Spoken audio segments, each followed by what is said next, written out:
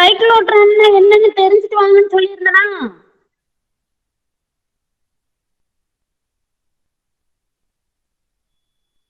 Students,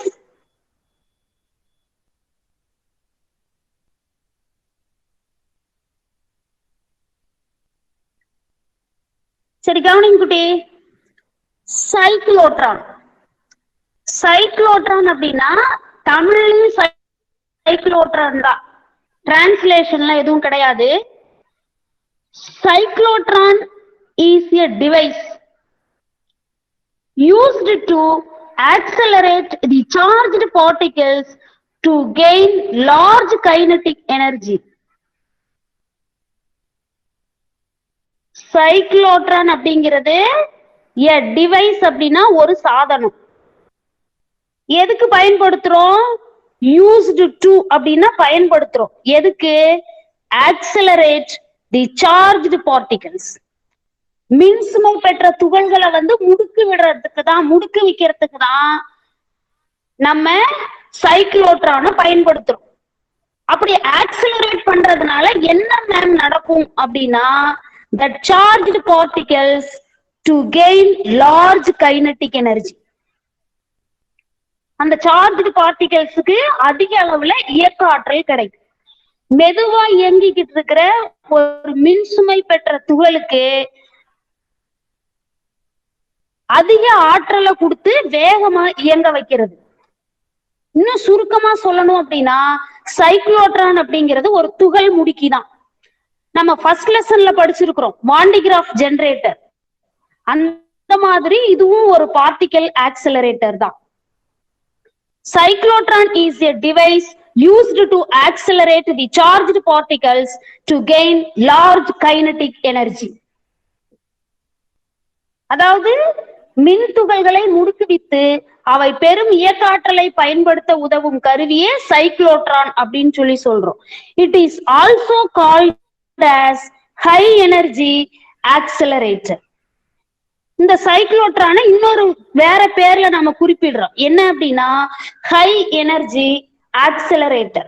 ஹைனா உயர் அல்லது அதிக, எனர்ஜினா ஆற்றல், ஆக்சிலரேட்டர் அப்படின்னா முடுக்குவிப்பான் அல்லது துகள் முடுக்கி. ஹை எனர்ஜி ஆக்சிலரேட்டர், உயர் ஆற்றல் முடுக்குவிப்பான் அப்படின்னு சொல்லி இதுக்கு இன்னொரு பேரும் இருக்கு. It was invented by Lawrence and Livingston in 1934. Lawrence மற்றும் லிவிங்ஸ்டன் அப்படிங்கிற ரெண்டு பேர் தான் 1930வது வருஷம் இந்த சைக்ளோட்ரானை வடிவமைச்சிருக்கிறாங்க. எல்லாருக்கும் இன்ட்ரோடக்ஷன் புரியுதா? Cyclotron is a device used to accelerate the charged particles to gain large kinetic energy. It is also called as high energy accelerator. It was invented by Lawrence and Livingston in 1934.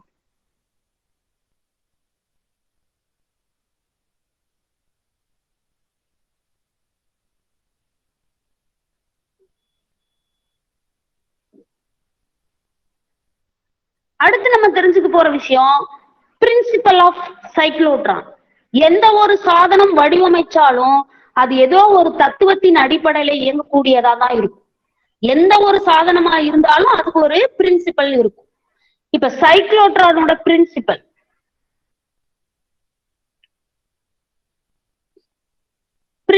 அப்படின்னா தத்துவம். When a charged particle moves perpendicular to the magnetic field, it experiences magnetic Lorentz force. இத பத்தின idea உங்களுக்கு இருக்கா? when அப்படின்னா எப்பொழுது, a charged particle அப்படின்னா மின்சுமை பெற்ற துகள், moves அப்படின்னா இயங்குறது. எப்படி? perpendicular செங்குத்தா இயங்குறது. எங்க?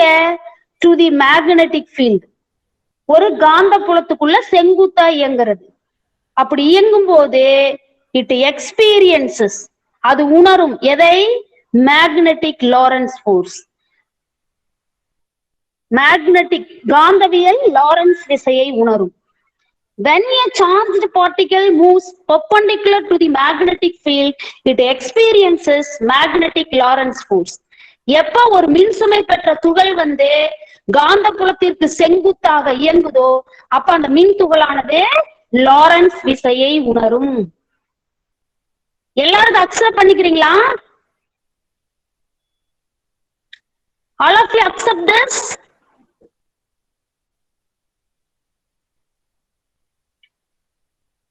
Okay, good.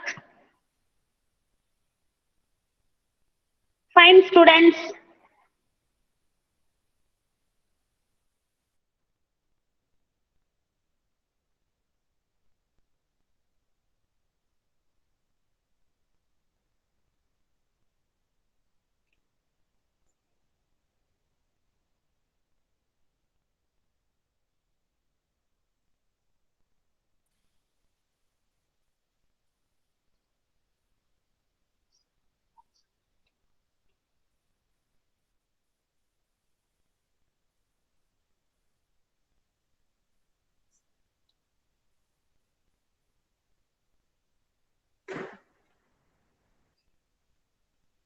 கவனிங்க, நான் ஃபர்ஸ்ட் கன்ஸ்ட்ரக்ஷன் அண்ட் ஒர்க்கிங் முடிச்சிடுறேன், டெக்னிக்கலா நான் முடிச்சிடுறேன். அதுக்கப்புறம் டெக்ஸ்ட் புக் எக்ஸ்பிளனேஷனுக்கு போகும். இது ரொம்ப ரொம்ப ரொம்ப முக்கியமான 5 மதிப்பெண் வினா விடை. ஆனா இது ரொம்ப எளிமையான விஷயம், நீங்க ஜஸ்ட் லிசன் பண்ணாவே போதும்.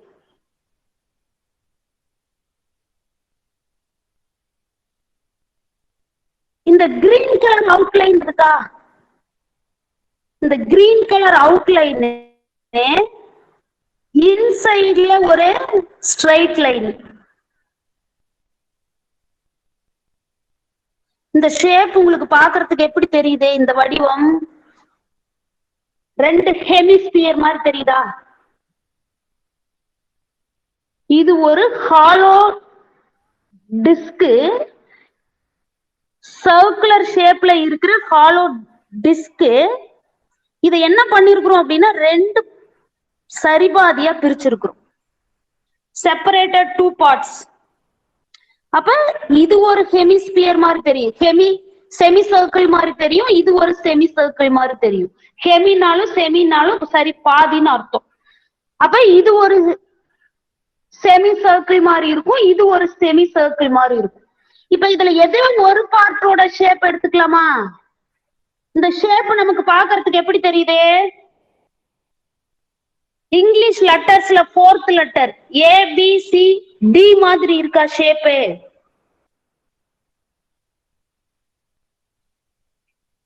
ஷேப் டி மாதிரி இருக்கா இல்லையா? இருக்கு. சூப்பர், போதும், அது போதும் எனக்கு. இப்ப நம்ம என்ன பண்ணிருக்கோம் அப்படின்னா, ஒரு ஹாலோ டிஸ்க வந்து 2 சரிபாதியா பிரிச்சு சம் டிஸ்டன்ஸ்ங்கிறது இவ்வளவு டிஸ்டன்ஸ், சம் டிஸ்டன்ஸ்ல செப்பரேட் பண்ணி வச்சிருக்கோம். இதுதான் பிரைமரி அரேஞ்ச்மெண்ட். அடுத்தது இது டி ஷேப்ல இருக்கிறதுனால இதுக்கு பேரு டி அப்படின்னு சொல்லி சொல்றோம். அதாவது டிஇஇ அப்படின்னு சொல்லி நேம் வச்சிருக்கோம். இந்த D1 அப்படிங்கிறது D1, டிஇஇல 1. இந்த செகண்ட் செமி சர்க்கிள் அப்படின்றது D2. அதனால இந்த D1க்கும் D2க்கும் என்ன பேருன்னா டீஸ் அப்படின்னு சொல்லுவோம். ப்ளூரல்ல, சிங்குலர்னா டி, ப்ளூரல்னா டீஸ். இப்ப இந்த D1 D2க்கு என்ன பேரு? டீஸ் அப்படின்னு சொல்லி பேர் வச்சுக்கிட்டோம். இப்ப இந்த 2 டிசி என்ன பண்ணிருக்கோம் அப்படின்னு பாத்தீங்கன்னா, ஒரு ஹை ஃப்ரீக்வன்சி ஏசி சோர்ஸ் கூட கனெக்ட் பண்ணிருக்கோம். அல்டர்னேட்டிங் வோல்டேஜ் ஹை ஃப்ரீக்வன்சில அப்ளை பண்ணக்கூடிய ஒரு சோர்ஸ் கூட நம்ம கனெக்ட் பண்ணியாச்சு. இந்த சோர்ஸ்ல இருந்து நம்ம வோல்டேஜ் அப்ளை பண்ணுவோம். அடுத்து என்ன செய்ய போறோம் அப்படின்னா, இந்த சிஸ்டமுக்கு பெர்பெண்டிகுலரா நம்ம மேக்னெட்டிக் ஃபீல்ட அப்ளை பண்ண போறோம். இந்த வோல்டேஜ் சோர்ஸ்ல இருந்து எலக்ட்ரிக் ஃபீல்டு பிரசன்ட் ஆகும். அடுத்தது நாம மேக்னெட்டிக் ஃபீல்ட பெர்பெண்டிகுலரா அப்ளை பண்ண போறோம். நம்ம ஒரு விஷயம் படிச்சிருக்கோம், ஒரு யூனிஃபார்ம் மேக்னெட்டிக் ஃபீல்டுக்குள்ள வந்து ஒரு சார்ஜ்டு பார்ட்டிகிளை பிளேஸ் பண்ணிட்டு அங்க எலக்ட்ரிக் ஃபீல்டையும் கெப்பாசிட்டர் யூஸ் பண்ணி எலக்ட்ரிக் ஃபீல்டையும் நம்ம உருவாக்கி both electric field and magnetic field mutually பர்பண்டிகுலரா இருக்கிற மாதிரி நம்ம அட்ஜஸ்ட் பண்ணும்போது the path of the charged particles inside of that magnetic field in circle. காந்தப்புலத்தையும் மின்புலத்தையும் சமன் செய்யற அளவுக்கு ஒன்றுக்கொன்று செங்குத்தா நம்ம செயல்படுத்தும் போது அந்த காந்தப்புலத்துக்குள்ள இருக்கிற துகள் வந்து ஒரே வட்டப்பாதை இயக்கத்தை மேற்கொள்ளும்னு நான் உங்களுக்கு சொல்லி கொடுத்திருக்கேன். அதுதான் இப்ப இங்க நடக்க போகுது. இந்த ஹை ஃப்ரீக்வன்சி ஆசிலேட்டர்ல இருந்து நம்ம என்ன பண்ணிருக்கோம் அப்படின்னா எலக்ட்ரிக் ஃபீல்ட் அப்ளை பண்ண போறோம். இந்த சிஸ்டம்க்கு பெர்பெண்டிகுலரா மேக்னெட்டிக் ஃபீல்ட் அப்ளை பண்ண போறோம். அப்ப என்ன ஆகும் அப்படின்னு பாத்தீங்கன்னா ரைட் இங்க ரெட் கலர்ல எஸ்ன்னு பேர் கொடுத்து ஒரு டாட் வச்சிருக்காங்க இல்லையா? இந்த டாட் யாரு அப்படின்னு பாத்தீங்கன்னா பாசிட்டிவ்லி சார்ஜ்டு particles ஓட source or source of positively charged particles, especially source of protons, புரோட்டான்களோட மூலம். இங்க இருந்துதான் புரோட்டான் எமிட் ஆகும், எஜெக்ட் ஆகும். எஜெக்ட் அப்படின்னா வெளியேறது.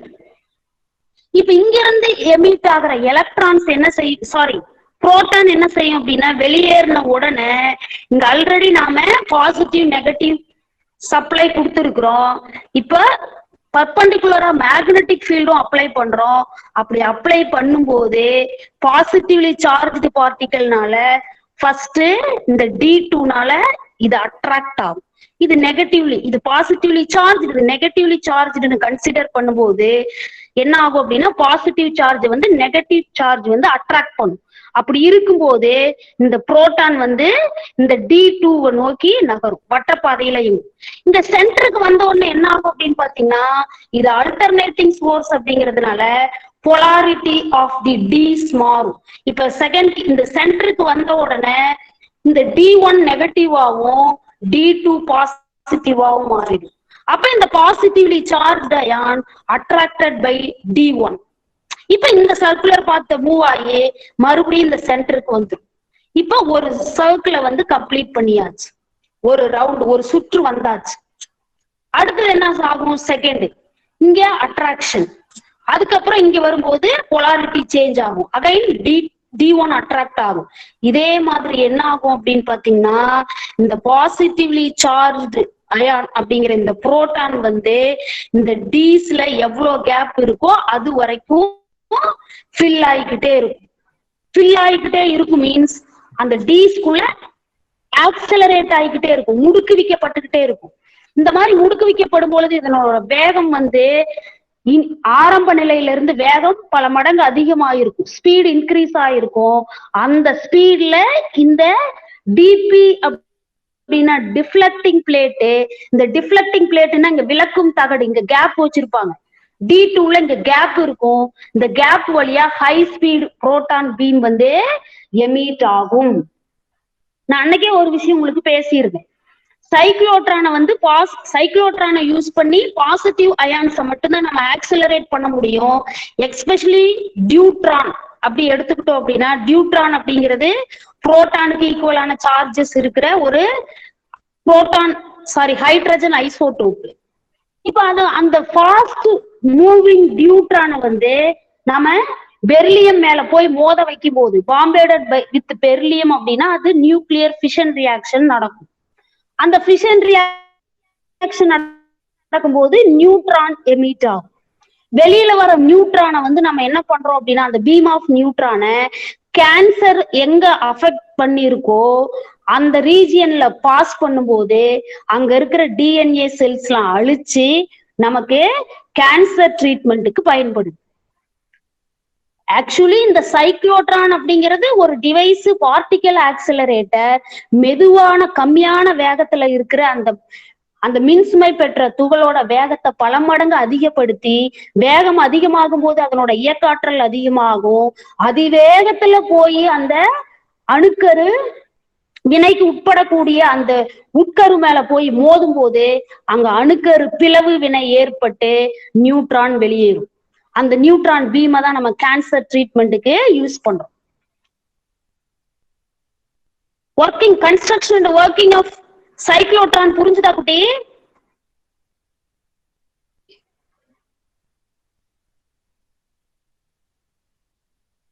ஆக்சுவலி இதுதான் டெக்னிக்கல் எக்ஸ்பிளனேஷன். அன்மியூட் பண்ணி எஸ் மேம் கூட சொல்லலாம். Super, good good.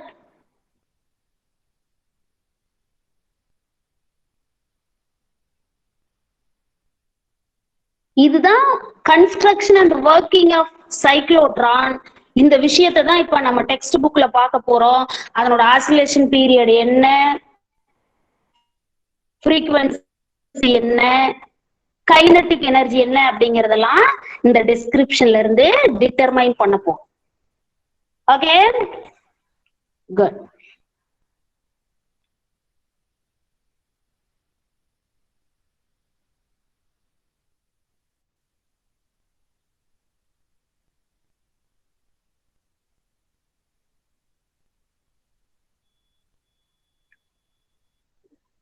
யாரோ ஒருத்தர் வாசிக்க முடியுமா? வாசிப்பு செய்து பார்க்கலாம்.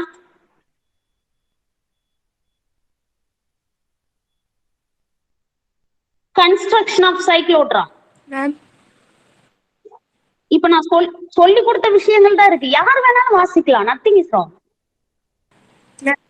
யார் வேணா. Construction. The schematic diagram of a cyclotron is shown in the figure 3.55.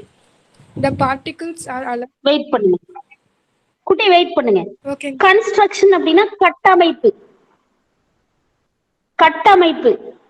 Cyclotron அப்படிங்கிற சாதனத்தை எப்படி வடிவமைக்கிறோம் அப்படின்னு அந்த ஸ்கிமேட்டிக் டயக்ராம், அதாவது ஸ்கிமேட்டிக் அப்படின்னா திட்ட வரைபடம். ஸ்கிமேட்டிக் டயக்ராம்னா திட்ட வரைபடம். அது இந்த படத்துல காமிச்சிருக்கிறோம்னு சொல்றாங்க. படிங்க குட்டி. The particles are allowed. Ma'am, படிங்க. Okay. The particles are allowed to move in between two semicircular metal containers called Ds, hollow D-shaped objects. Wait பண்ணுங்க குட்டி. ஒரு பாயிண்ட் படிச்சிருது நிறுத்திடணும். ஓகேவா? Okay. The particles are allowed to move in between two semicircular metal containers called Ds. Particlesனா மின்சுமை பெற்ற துகள்கள். allowed அப்படின்னா அனுமதிக்கிறது. எதுக்கு? to move in between two semicircular metal container. அதுக்கு பேர் என்னது? Ds. அதாவது டி வடிவில் உள்ள இரண்டு அரைவட்ட உலோக கொள்கலன்களுக்கு நடுவே மின் துகள்கள் இயங்குவதற்கு அனுமதிக்கப்படுகின்றன.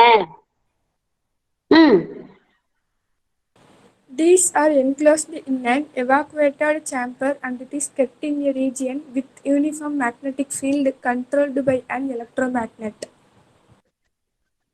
Super. These are enclosed. Enclosed அப்படின்னா என்ன அர்த்தம் அப்படின்னா அதை சுற்றி சூழ்ந்துள்ளதுன்னு சொல்லுவோம். D1, D2 D's are enclosed in an evacuated chamber. Evacuated chamber அப்படின்னா அதை சுத்தி சூழ்ந்து இருக்கிற வெற்றிட அறை. And it kept in a region with uniform magnetic field controlled by electromagnet. Electromagnet மின்காந்தத்தை பயன்படுத்தி நம்ம உருவாக்குன அந்த சீரான காந்த புலத்தோட கட்டுப்பாட்டுல ஒரு வெற்றிடமாக்கப்பட்ட அறைக்குள்ள இந்த டீஸ் அமைப்பை எடுத்து வச்சாச்சு. These are enclosed in an evacuated chamber and it is kept in a region with uniform magnetic field controlled by an electromagnet. இந்த டீக்கள் இப்பகுதி முழுவதும் மின்காந்தங்களினால் சூழப்பட்ட சீரான காந்த புலத்தினால் சூழப்பட்டுள்ளது.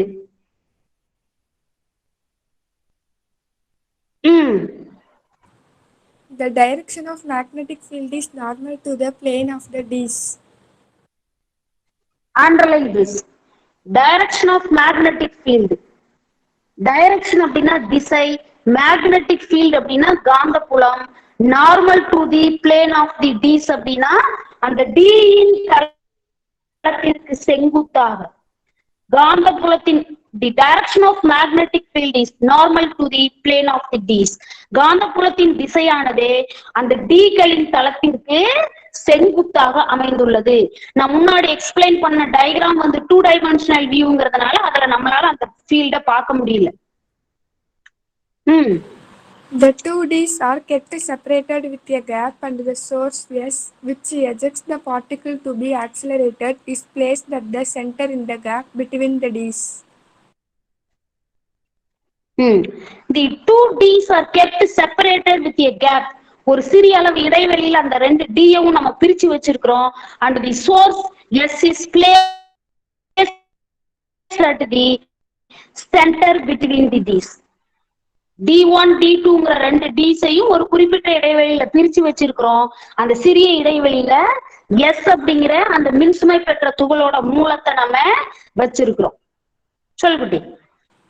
These are connected, ma'am. Keerthana, These are connected to high frequency alternating potential difference. அந்த ரெண்டு டீஸையும் நம்ம என்ன பண்ணிருக்கிறோம்? High frequency alternating potential difference, அதிக அதிர்வெண்ல துகள்களை முடுக்கக்கூடிய அந்த ஏசி சோர்ஸ் கூட, ஏசி வோல்டேஜ் சோர்ஸ் கூட நம்ம டீஸ கனெக்ட் பண்ணிருக்கோம். This only construction of cyclotron. Okay okay. அடுத்தது ஒர்க்கிங். வேற யாராவது இருக்காங்களா லைன்ல?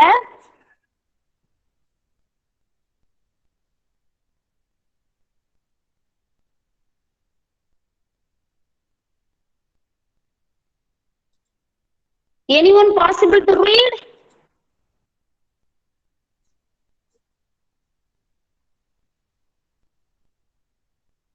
Students?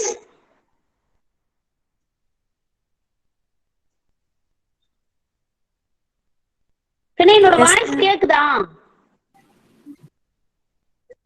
அப்ப யாரும் ஒருத்தர் வாசிங்களா?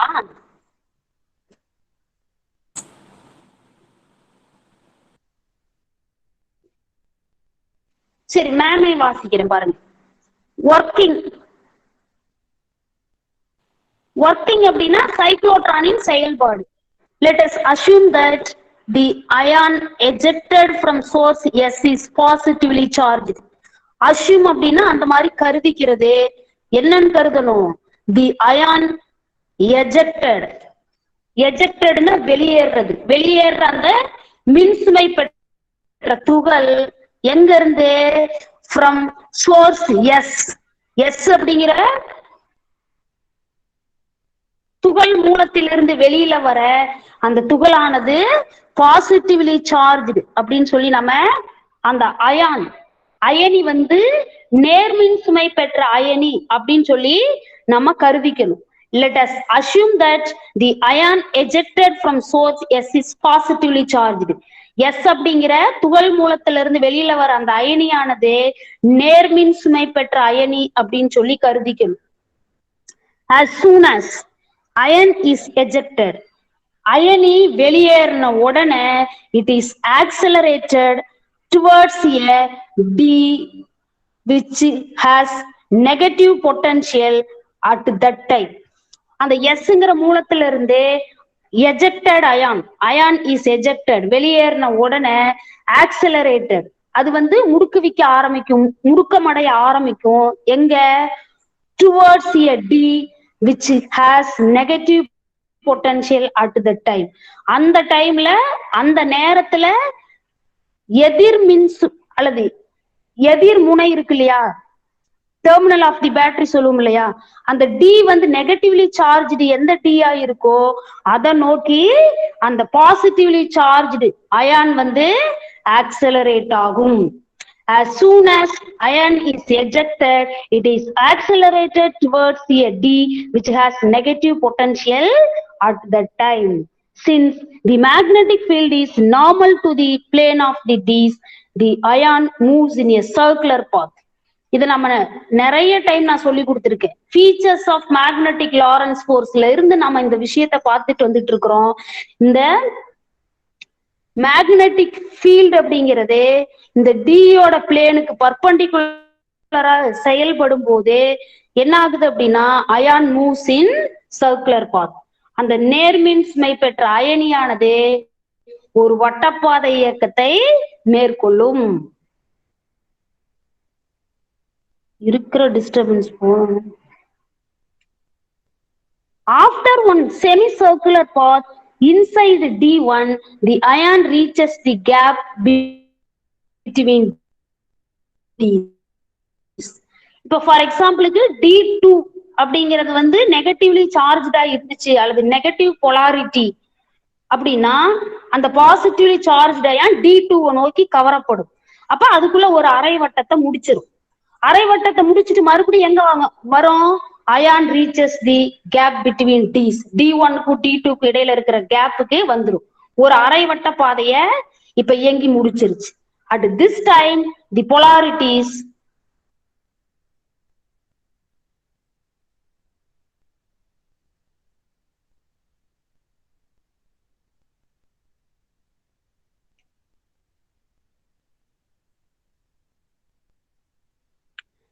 at this time the polarity of D's are reversed. இங்கதான் பாயிண்டே இருக்குது. அயனி மூலத்திலிருந்து நேர்மின் சுமை பெற்ற அயனி வெளியில வரும்போது D2ங்கிற D வந்து நெகட்டிவ் போலாரிட்டி இருந்துச்சு, மின்சுமை எதிர்மின் சுமை இருந்துச்சு. இப்ப அரை வட்டத்தை முடிச்ச உடனே இப்ப D1ங்கிறது நெகட்டிவ் போலாரிட்டியா சேஞ்ச் ஆகும். என்ன காரணம் அப்படின்னு பாத்தீங்கன்னா நம்ம அப்ளை பண்ணிட்டு இருக்கிற பேசிக் சோர்ஸ் வந்து alternating source. So that the ion is now accelerated towards D2. எக்ஸாம்பிளுக்கு ஃபர்ஸ்ட் D1 எடுத்துக்கிட்டோம்னா இப்ப D2 ஓட போலாரிட்டி நெகட்டிவா மாறி இருந்திருக்கும். அதை நோக்கி இப்ப அந்த நேர்மின் சுமை பெற்ற அயனி வந்து இயங்கும் with a greater velocity. அதிக அளவு திசை வேகத்துக்கூட இயங்கும். இப்ப இயங்கி மறுபடியும் எங்க வரும்? முதல்ல வந்து ஒரு அரை வட்டத்தை முடிச்சது, இப்ப இரண்டாவது அரை வட்டத்தை முடிச்சு இப்ப முழுமையான ஒரு வட்டப்பாதை இயக்கத்தை முடிச்சிருச்சு. For this circular motion, the centripetal force on the charged particle Q is provided by Lorentz force. இந்த வட்டப்பாதை இயக்கத்திற்கு தேவையான அந்த மைய நோக்கு விசையை வந்து நமக்கு யார் கொடுக்குறா? காந்தவியல் லாரன்ஸ் விசை. நான் திரும்ப சொல்லியிருக்கேன், ஒரு துகள் வட்டப்பாதை இயக்கத்தை மேற்கொள்ளணும் அப்படின்னா அந்த வட்டப்பாதையின் மையத்தை நோக்கி ஒரு விசை செயல்படணும். அதுதான் மைய நோக்கு விசை. ஒரு பார்ட்டிகிள் வந்து யூனிஃபார்ம் சர்க்குலர் மோஷனுக்கு இன்வால்வ் ஆகணும் அப்படின்னா அந்த சர்க்கிளோட சென்டரை நோக்கி ஒரு ஃபோர்ஸ் ஆக்ட் ஆகும். That is centripetal force. அது வந்துட்டு mv² டிவைடட் பை R அப்படிங்கிற ஈக்குவேஷன்ல ரெப்ரசன்ட் பண்ணும்.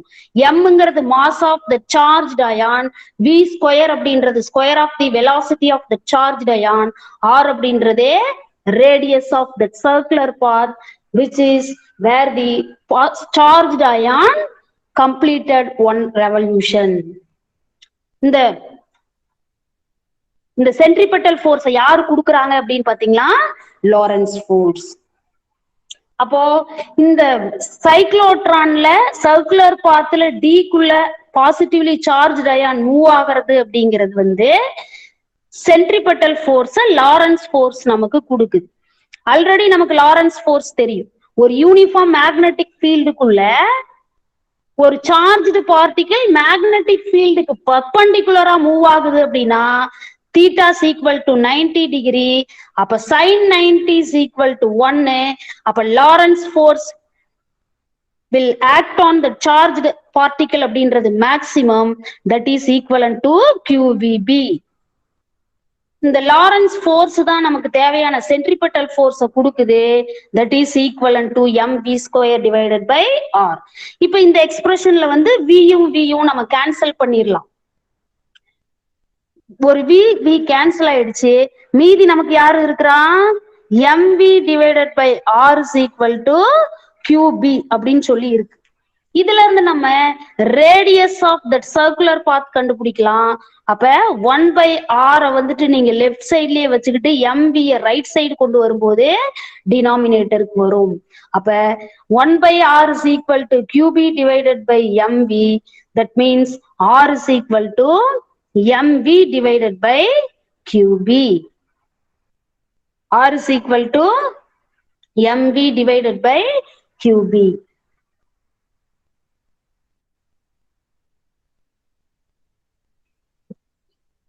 இப்ப இங்க r வந்து யாரெல்லாம் டிபெண்ட் பண்ணி இருக்கு?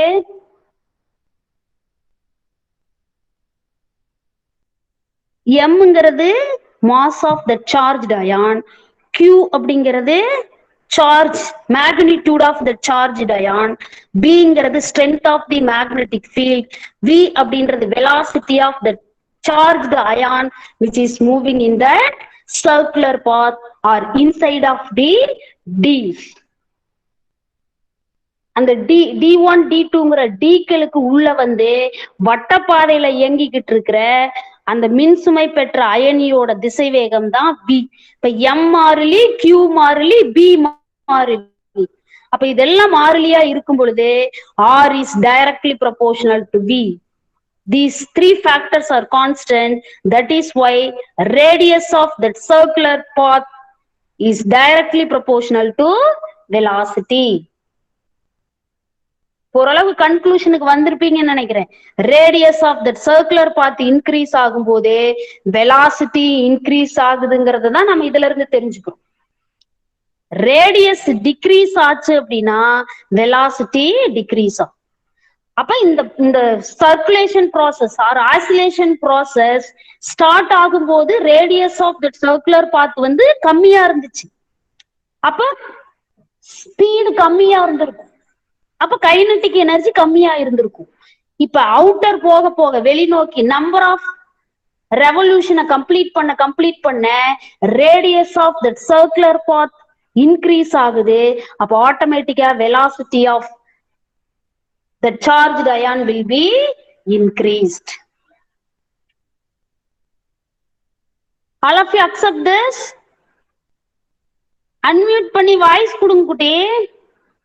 Yes ma'am. Okay.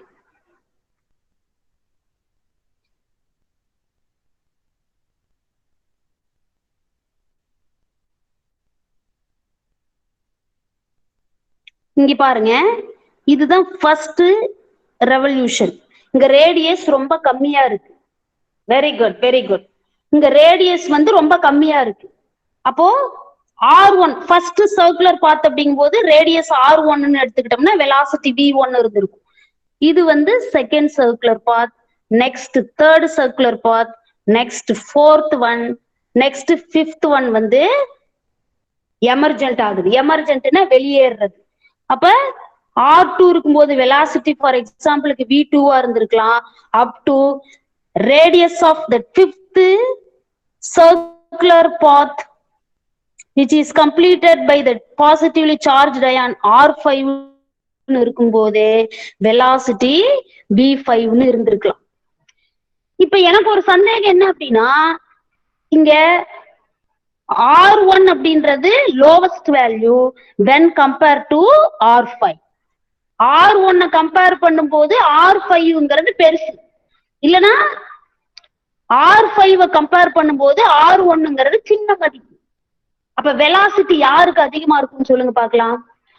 எந்த சர்க்குலர் பாத்ல பாசிட்டிவ்லி சார்ஜ் அயான் மூவ் ஆகும் போது வெலாசிட்டி அதிகமா இருந்திருக்கும்? R1லயா அல்லது R5லயா? R5. Super answer. R1ன்றது ரேடியஸ் கம்மியா இருக்கு, அப்ப வெலாசிட்டியும் கம்மியா இருந்திருக்கும். Excellent answer. R5ன்றது ஹையஸ்ட் ரேடியஸ், அப்போ வெலாசிட்டி ஆல்சோ ஹையஸ்ட். இந்த அடிப்படையில தான் நம்ம என்ன செய்யறோம் அப்படின்னா, இந்த சோர்ஸ்ல இருந்து வெளியேற அந்த பாசிட்டிவ்லி சார்ஜ் அயானோட ஸ்பீட வந்து நம்ம இன்க்ரீஸ் பண்றோம். Isn't it? Okay.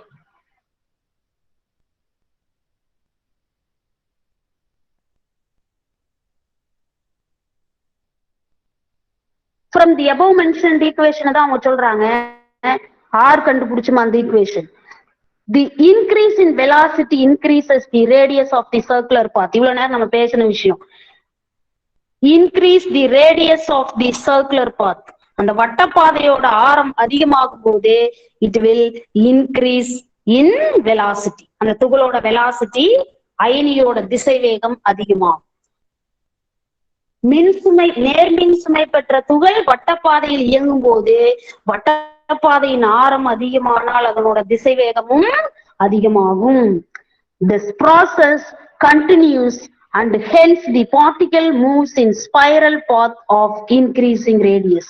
அந்த ஆரம் அதிகமாக increasing radiusனா ஆரம் அதிகமாக particle moves, அந்த துகள் இயங்கும் எங்க?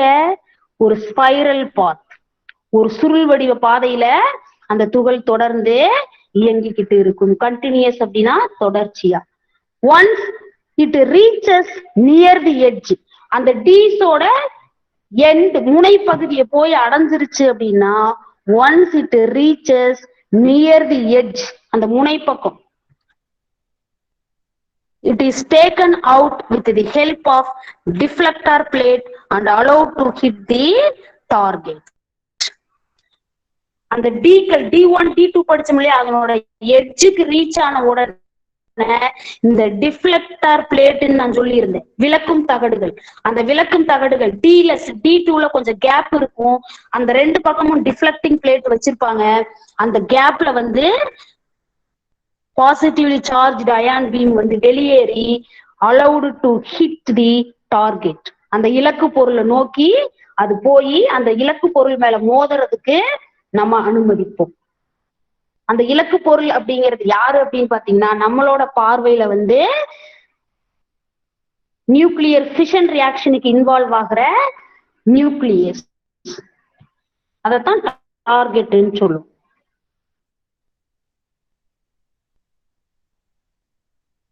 இப்ப நம்ம பார்க்க போறது ரொம்ப முக்கியமான கண்டிஷன், ரெசனன்ஸ் கண்டிஷன் சொல்லுவோம். அதாவது ஒத்ததிர்வு அதிர்வெண்ணுன்னு சொல்லுவோம். இது ரொம்ப முக்கியமான 2 mark question. The important condition in cyclotron operation is that when the frequency at which the positive ion circulates in the magnetic field must be equal to the constant frequency of the electrical oscillator. This is called resonance condition. What is mean by resonance condition சொல்லி 2 மார்க்ஸ்ல கேட்பாங்க. இது ஒரு ரொம்ப முக்கியமான condition. இந்த resonance கண்டிஷன்ல மட்டும்தான் cyclotron தன்னோட ஃபங்க்ஷனை வந்து எஃபெக்டிவா நமக்கு எக்ஸிக்யூட் பண்ணும். சைக்ளோட்ரானோட செயல்பாடு ரொம்ப சிறப்பா எப்ப இருக்கும் அப்படின்னா, அந்த ரெசனன்ஸ் கண்டிஷன் சாட்டிஸ்ஃபை ஆகும்போது. Cyclotron operation is that when the frequency, எப்ப வந்து அதிர்வெண் யாரு, at which the positive ion circulates in the magnetic field, காந்த புலத்துக்குள்ள வட்டப்பாதையில இயங்கிக்கிட்டு இருக்கிற அந்த பாசிட்டிவ் அயான்ஸோட நேர்மின் சுமை பெற்ற துகளோட அதிர்வெண் வந்து மஸ்ட் பி ஈக்குவல், முக்கியமா சமமா இருக்கணும். எதுக்கு? தி கான்ஸ்டன்ட் ஃப்ரீக்வன்சி, மாறாத அதிர்வெண் கொண்ட ஆஃப் தி எலக்ட்ரிக்கல் ஆசிலேட்டர். நம்ம ஆல்டர்னேட்டிங் சோர்ஸ் கனெக்ட் பண்ணி வோல்டேஜ் சப்ளை பண்றோம்னு சொல்லியிருந்தோம் இல்லையா, high frequency alternating voltage source, அது வந்து கான்ஸ்டன்ட் ஃப்ரீக்வன்சி நமக்கு அப்ளை பண்ணிக்கிட்டு இருக்கு. அந்த கான்ஸ்டன்ட் ஃப்ரீக்வன்சியும் இந்த சர்க்குலர் பாத்துல இயங்கிக்கிட்டு இருக்கிற அந்த பாசிட்டிவ்லி சார்ஜ்டு அயானோட ஃப்ரீக்வன்சி ஒரே அளவு இருக்கும். அதுதான் ரெசனன்ஸ் கண்டிஷன்.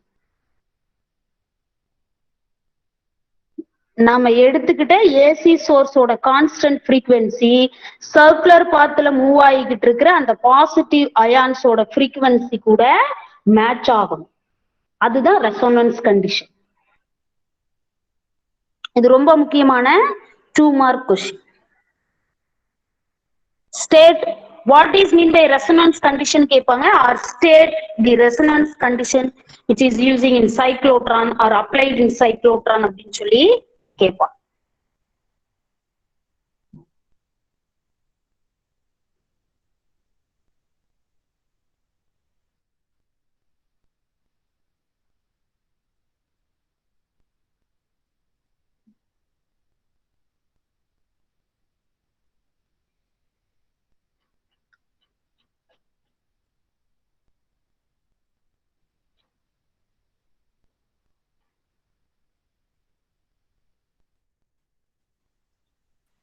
ஆல்ரெடி ஒரு விஷயம் நம்ம படிச்சிருக்கோம் ப்ரீவியஸ் டாபிக்ல.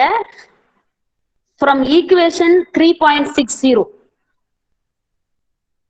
3.60 அப்படிங்கிற சமன்பாட்டுல இருந்து அதிர்வெண் எஃப் என்னன்னு நம்ம கண்டுபிடிச்சிருக்கிறோம் அப்படின்னா ஃப்ரீக்வன்சி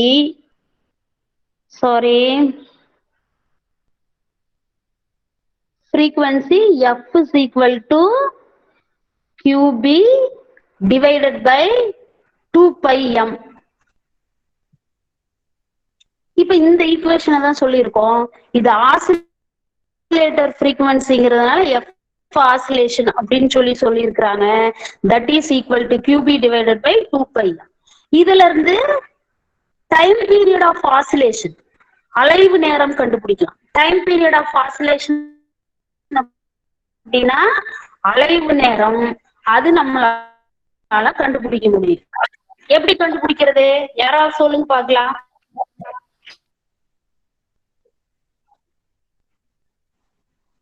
ஃப்ரீக்வன்சி இங்க இருக்கு, f is equal to qb by 2πm. இதுல இருந்து ஆசிலேஷன் பீரியட் எப்படி கண்டுபிடிக்கிறது?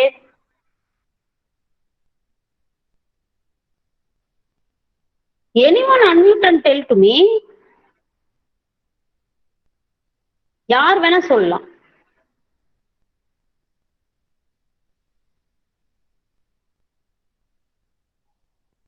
ஃப்ரீக்வன்சி தெரிஞ்சதுன்னா எப்படி டைம் பீரியட் கண்டுபிடிக்கிறது கண்ணுங்களா?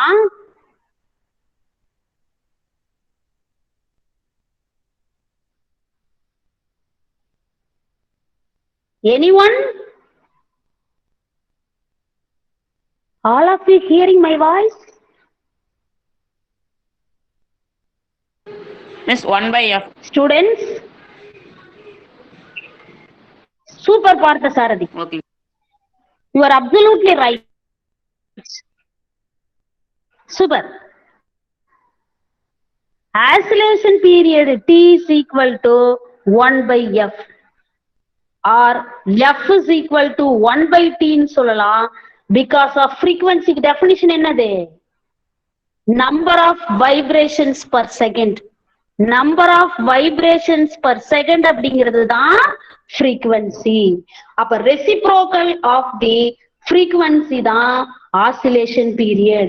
அலைவு நேரத்தோட தலைகீழ் மதிப்பு, அதிர்வெண்ணோட தலைகீழ் மதிப்பு தான் அலைவு நேரம். t is equal to 1/f. சூப்பரா ஆன்சர் பண்ணீங்க பார்த்தசாரதி. Keep it up. இப்போ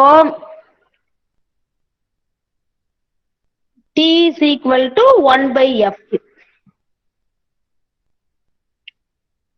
t is equal to 1/f. f ஓட வேல்யூ சப்ஸ்டிட்யூட் பண்றோம். அப்போ 1 divided by qb divided by 2πm. இந்த 2πm ஹோல் டிவைடட் பைல இருக்கு, அதனால மல்டிபிள் ஆகும். அப்படி மல்டிபிள் ஆகும்போது t is equal to 2πm divided by qb.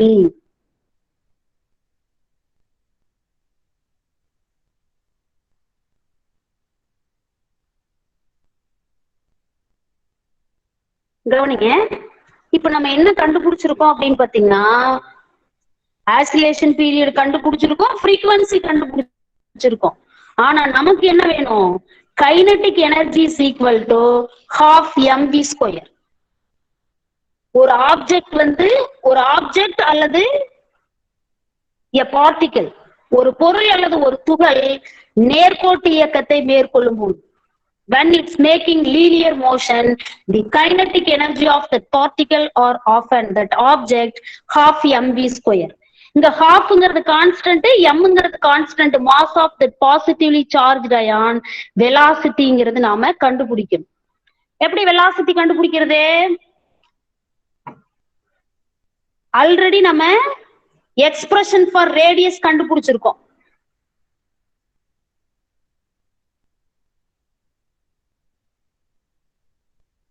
அதாவது R is equal to mv divided by qb ன்னு கண்டுபிடிச்சிருக்கிறோம். இதுல இருந்து v கண்டுபிடிக்க போறோம். இப்ப v மட்டும் ரைட் சைடுல வச்சுட்டு மீதியில லெஃப்ட் கொண்டு வாங்க. அப்ப v is equal to இந்த m லெஃப்ட் சைடு வரும்பொழுது டினாமினேட்டர்ல வரும், இந்த qb லெஃப்ட்டுக்கு போகும்போது நியூமரேட்டருக்கு போகும். அப்ப ஆல்ரெடி இங்க r பிரசன்ஸ்ல இருக்குது, r qb, v is equal to r qb divided by m ன்னு கிடைக்கும். இப்ப v யோட வேல்யூ நம்ம கண்டுபிடிச்சாச்சு. அந்த கண்டுபிடிச்ச v யோட வேல்யூ வந்து நம்மளோட கைனடிக் எனர்ஜிக்கான ஜெனரல் ஈக்குவேஷன்ல அப்ளை பண்ணணும். அப்படி அப்ளை பண்ணும்போது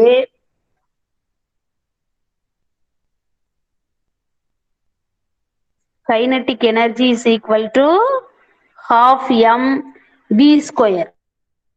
அப்ப v ஸ்கொயர் பண்ணணும், r qb divided by m the whole square. இந்த ஸ்கொயர் பண்ண என்ன கிடைக்குது? Kinetic energy k is equal to 1/2 r square q square b square. இந்த ஸ்கொயர் காமனா போத் நியூமரேட்டர் அண்ட் டினாமினேட்டருக்கு அப்ளை பண்ணணும், டிவைடட் பை m ஸ்கொயர்னு கிடைக்கும். ஆல்ரெடி இங்க ஒரு m இருந்துச்சு இல்லையா, மல்டிபிள்ஸ்ல ஒரு m இருக்குது. ஒரு m இந்த m கேன்சல் பண்ணிடலாம். மீதி யாரு இருப்பா? Kinetic energy k is equal to q square b square r square divided by 2m. This only expression for kinetic energy of the positively charged ion which is making circular motion inside of the Ds. அந்த டீக்களுக்குள்ள வட்டப்பாதை இயக்கத்தை மேற்கொண்டுகிட்டு இருக்கிற அந்த நேர்மின் சுமை பெற்ற அயனியோட இயக்க ஆற்றல். இதுக்கு சமமான இயக்க ஆற்றல் கூட இயங்குற துகள்கள் வந்து அந்த இலக்கு பொருள் மேல போய் மோதி அந்த இலக்கு பொருளை பிளவுக்கு உட்படுத்தி அதுல இருந்து வெளியில வர நியூட்ரான் வந்து நமக்கு புற்றுநோய் சிகிச்சைக்கு பயன்படுது.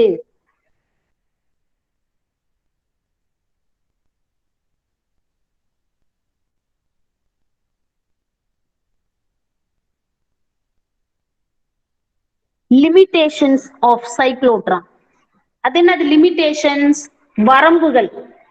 எதுக்குள்ள நாம இந்த சைக்ளோட்ரான் அப்படிங்கிற சாதனத்தை பயன்படுத்திக்க முடியும் அப்படிங்கிறது தான். Speed of the ion is limited. இப்ப நம்ம படிச்சோம் இல்லையா, v is equal to என்னன்னு படிச்சோம் நம்ம? v is equal to, சொல்லுங்க பார்க்கல யாராவது, value of v. v is equal to r qb divided by m. இந்த வேகத்துக்குள்ள மட்டும்தான் துகள் இயங்கிக்க முடியும்.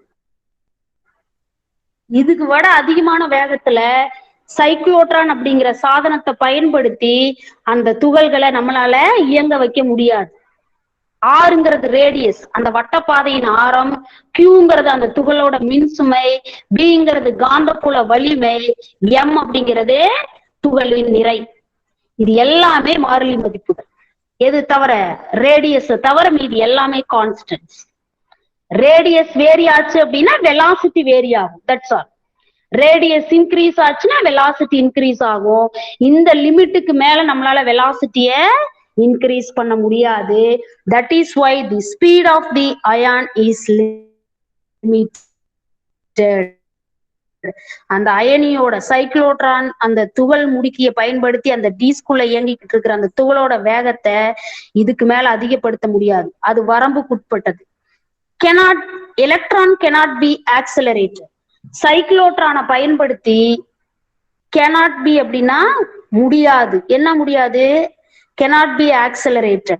எலக்ட்ரானை வந்து சைக்ளோட்ரானை பயன்படுத்தி நம்மளால முறுக்கு வைக்க முடியாது.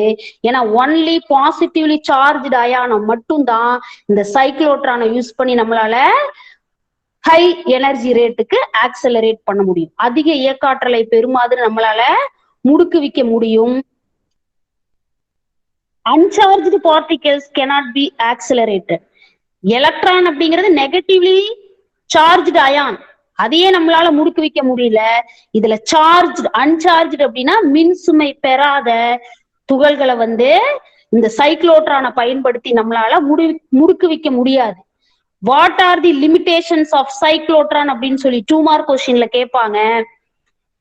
தி speed of ion is limited. Electron cannot be accelerated because that is negatively charged ion. Uncharged particles cannot be accelerated.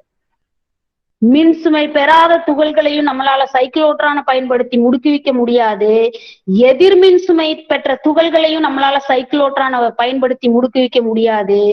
Only நேர்மின் சுமை பெற்ற துகள்களை மட்டும்தான் சைக்ளோட்ரானை பயன்படுத்தி முடுக்கு வைக்க முடியும். All of you got my points?